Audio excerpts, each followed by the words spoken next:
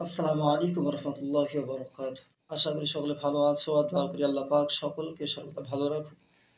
আল্লাহ সকলকে হায়াতে দারাজ করুক, রোগ শোক বালা মুসিবত থেকে হেফাজত করুক, আমিন।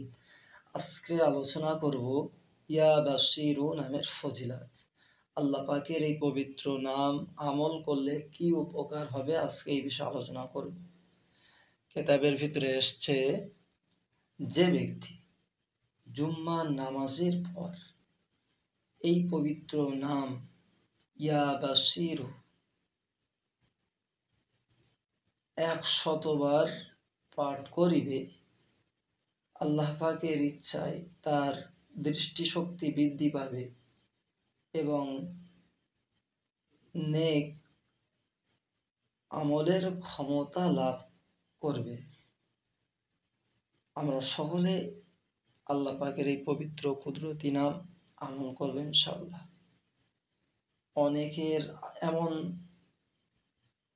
দৃষ্টিশক্তি একটু কম আছে,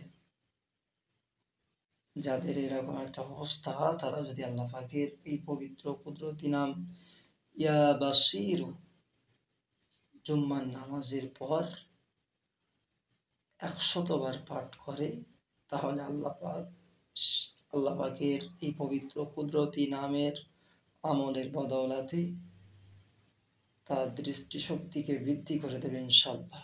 আমরা সকলে আল্লাহ পাকের এই পবিত্র কুদরতি নামটা আমল করবে ইনশাআল্লাহ। আল্লাহ পাক আমাদের সকলকে বলা এবং শোনার থেকে বেশি বেশি আমল করার তৌফিক দান করুক। সকলে বলি আল্লাহুম্মা আমিন। আশা করি যদি ভিডিওটা ভালো লাগে তাহলে লাইক, কমেন্ট, শেয়ার করে দিও। যারা আমার চ্যানেলে নতুন, চ্যানেলটা সাবস্ক্রাইব করে দিও।